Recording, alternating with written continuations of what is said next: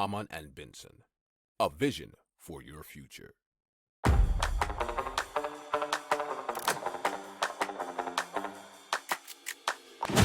Économie, tech et innovation, hydrogène, énergie. Le journal des stratèges. Présenté par Boris Kalt.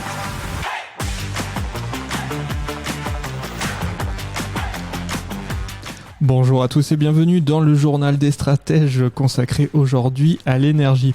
On va parler au sommaire de fermes de données alimentées par des méthaniseurs. On va parler de l'expansion de Care, d'un accord entre la Belgique et la Norvège au niveau énergétique, de la SNCF qui se lance dans le solaire et d'une intelligence artificielle pour aider à la rénovation énergétique. Vous écoutez le journal des stratèges numéro 227 et ça commence tout de suite. Hamann and Benson. Le journal des stratèges. Donc on parle de la ferme de données d'Adista qui va être donc alimentée par un méthaniseur. Alors Adista, c'est un fournisseur de services informatiques qui donc va construire près de Nancy une ferme de données adossée à un méthaniseur. Quel est l'objectif ? C'est des économies d'énergie et un équipement neutre en carbone. Donc le groupe va coupler un data center d'environ 1000 m² à une unité de méthanisation agricole existante. Le biogaz de cette installation sera transformé en électricité pour alimenter les serveurs et les refroidir. Alors il devrait être opérationnel au premier semestre 2023 et il faut savoir que Adista dessert des clients locaux, pour moitié des institutions publiques et le reste étant des entreprises privées. Hamann and Benson. Le journal des stratèges. Allez, on parle de Care, Q-A-I-R, qui a été créée en 2017. Et donc cette société annonce avoir réussi une première émission obligataire verte d'un montant de 43,7 millions d'euros pour financer de nouvelles centrales en Europe et en Amérique du Sud, nous annonce leséchos.fr. Alors une seconde émission aura lieu dans les prochaines semaines d'environ 20 millions d'euros. Alors le groupe se lance dans une double diversification vers l'éolienne offshore, mais aussi l'hydrogène. Alors cette feuille de route s'illustre dans les projets EolMed, c'est une ferme éolienne offshore pilote, mais aussi l'usine d'hydrogène décarboné IDOC. Alors, ils ont déjà été lauréats de méga projets éoliens offshore fixes et flottants, c'est ScotWind en Écosse.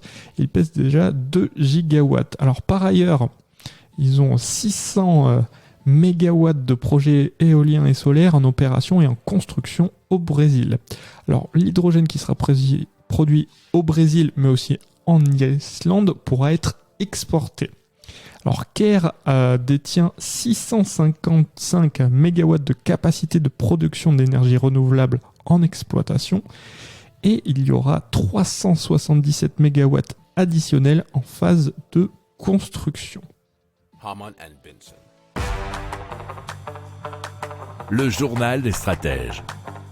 Allez, on parle d'un accord énergétique entre la Belgique et la Norvège. C'est le Premier ministre belge Alexander De Croo et son homologue norvégien Jonas Gahr Store qui ont signé un accord de coopération énergétique misant sur les énergies renouvelables.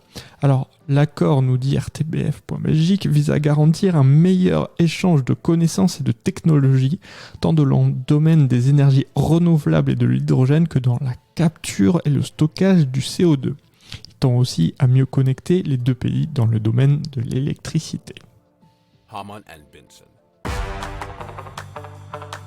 Le journal des stratèges.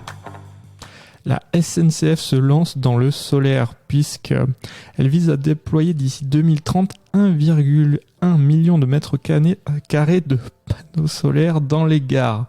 Alors le partenaire qui voudra bien se joindre à eux sera chargé de la conception, de l'investissement, de la réalisation, de l'exploitation et de la maintenance des installations photovoltaïques qui doivent d'abord être installés donc d'ici 2024 sur les parkings de 156 gares, nous dit bfmtv.com.